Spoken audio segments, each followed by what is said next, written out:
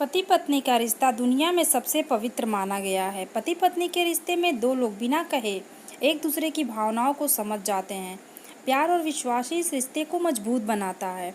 आज मैं आपको ऐसे ही एक पति पत्नी के रिश्ते की कहानी सुनाऊंगा जिसमें प्यार तो था किंतु विश्वास की कमी थी। पति अभी नहा ही रहा था कि तभी पति का फ़ोन पे मैसेज टोन बजी। पत्नी ने मोबाइल के पास ही खड़ी थी, उसका ध्यान फ़ोन की तरफ गया।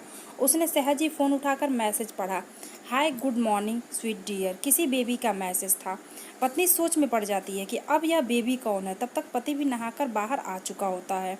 पत्नी उसे किसी बेबी का मैसेज आया है बताती है। पति मुस्कुरा देता है, फ़ोन उठाकर उस मैसेज का रिप्लाई करता है, hi baby how are you, और अपने काम में लग जाता है। पत्नी के मन में उथल पुथल चल रहा था। वो इस रिप्लाई को भी पढ़ती है। अब हर पल पत्नी के दिमाग में यही विचार कौंधता रहता है कि यह बेबी कौन है। शाम को पति घर पे आता है। पत्नी उससे पूछती है, यह बेबी कौन है। पति जवाब में सिर्फ मुस्कुरा देता है और फिर से अपने काम में लग जाता है। 2-3 दिन बीत जाते हैं।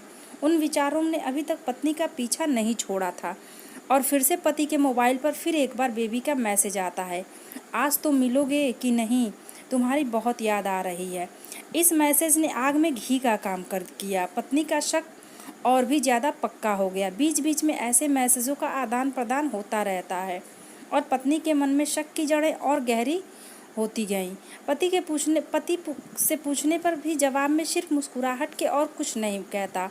यह शक गुस्सा बनकर तप ज्वालामुखी की तरफ फट पड़ता है जब एक दिन उसे अपने पति की जेब में सिनेमा की 2 टिकटें मिलती हैं। पत्नी अपने पति से बहुत झगड़ती है। पति उसे समझाने की कोशिश करता है लेकिन वह कोई भी बात सुनने को तैयार नहीं है। पति को भी उस पर गुस्सा आ जाता है और यह झगड़ा और भी ज़्यादा बढ़ जाता है। गुस्से में पति घर से बाहर निकल जाता है। पत्नी का गुस्सा पति से कई गुना ज़्यादा है। तुरंत वो अपना सारा सामान पैक करती है, एक चिट्ठी लिखती है कि मैं मायके जा रही हूँ हमेशा के लिए, और पति का घर छोड़कर चली जाती है। गुस्सा शांत होने पर जब पति घर आता है तो चिट्ठी पढ़कर उसके होश उड़ जाते हैं। 10 दिन बीत जाते हैं और गांव के उस घर में पर डोरबेल बजती है जहां पत्नी रहने चली गई है। पत्नी दरवाज़ा खोलती है। दरवाजे पर 10 साल की एक छोटी बच्ची हाथों में चिट्ठी लिए खड़ी है। वह पत्नी को वह चिट्ठी देती है। बच्ची से वह चिट्ठी लेकर पत्नी चिट्ठी खोलकर पढ़ती है, डियर वाइफ, जिस बेबी की वजह से हम दोनों में इतने झगड़े हुए और तुम हमारा घर छोड़कर यहाँ चली आई, यह बच्ची जो अभी तुम्हारे सामने खड़ी है, यह वही बेबी है, अनाथ आश्रम की एक प्यारी बच्ची। इसी के साथ मैं बातें करता था, सिनेमा जाता था। पहली बार जब तुमने बेबी के बारे में पूछा था तो मैंने जानबूझकर तुम्हें नहीं बताया था। सोचा था थोड़ा मजाक करता हूँ, देखता हूँ तुम कैसे रिएक्ट करती हो। लेकिन मैंने यह कभी नहीं सोचा था कि तुम्हारा शक इतना बढ़ जाएगा कि तुम घर ही छोड़ दोगी। हाँ, सबसे ज़रूरी बात तो यह है, बेबी वह किसी और की नहीं बल्कि तुम्हारी ही बेटी है। रुको, अपने आप को संभालो और आगे की बात ध्यान से पढ़ो। हमारी शादी के 2 साल पहले की यह बात है। तुम अपने कॉलेज के लास्ट ईयर में थी। तुम्हारे प्रोफेसर ने नोट्स लेने के बहाने तुम्हें बुलाया था और तुम्हें चाय में नशीली दवा खिलाकर ना करने वाला काम किया था। इसमें तुम्हारी कोई गलती नहीं थी, लेकिन कुदरत ने अपना काम किया और तुम्हारे पेट में इस बेबी को डाल दिया। काफ़ी प्रयास करने के बाद भी अबॉर्शन नहीं हुआ तो तुम्हारे घर वालों ने समाज के डर से तुम्हें 6 महीने तक घर में ही रखा। तुम्हारे पिताजी खुद एक डॉक्टर हैं, इसीलिए यह बिन मांगा बच्चा बड़ी आसानी से बिना किसी को कानो कान खबर हुए इस दुनिया में आ गया। भविष्य में तुम्हारी शादीशुदा ज़िंदगी में कोई प्रॉब्लम ना हो, इसलिए तुम्हारे पिता ने इस बच्चे को गांव के एक अनाथ आश्रम में छोड़ दिया।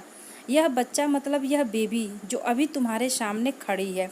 अगर अभी भी विश्वास नहीं हो रहा तो इस बच्ची के गाल का वो तिल देख लो जो शायद तुमने उसे आखिरी बार रोते हुए देखा होगा, या फिर अपने पिताजी से पूछ लो। पत्नी जल्दी से उस बच्ची को पास में लेकर उसके गालों का तिल देखती है। उसका मन भर जाता है, उसकी आंखों में आंसू आ जाते हैं, लेकिन अभी भी चिट्ठी बाकी है, इसलिए वह आगे पढ़ती है।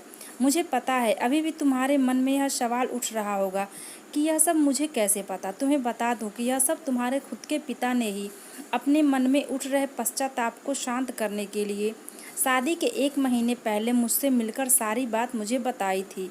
उन्होंने यह भी कहा था कि अगर मैं चाहूँ तो शादी से इनकार कर सकता हूँ। मैंने तो इसलिए इस रिश्ते को स्वीकार किया क्योंकि इस पूरी घटना में मुझे तुम्हारी कोई भी गलती नहीं थी लगी और हमारी शादी हो गई। तुमने मुझे बहुत प्यार दिया, लेकिन तुम्हारे पिता से बेबी के बारे में जानने के बाद मैं उसे मिले बिना नहीं रह पाया। मैं बीच बीच में उससे मिलता था। उससे मिलना, उसके साथ समय बिताना मुझे अच्छा लगता था। कितना प्यारा बच्चा, बिना किसी गलती के क्यों सज़ा भुगते। बस इसीलिए मैं उसे थोड़ी सी खुशी देने की कोशिश करता था। बस मुझे इतना ही कहना था। अब अगर तुम फिर से अपने घर आकर मेरे साथ रहना चाहो, तब और सिर्फ तभी गैलरी में आ जाओ। तुम्हारा और सिर्फ तुम्हारा डियर पति। बिना एक क्षण की भी देरी किए पत्नी दौड़कर गैलरी में पहुंची और रास्ते पर उसका पति श्याम खड़ा था। उसके चेहरे पर मुस्कान और पत्नी की आंखों में आंसू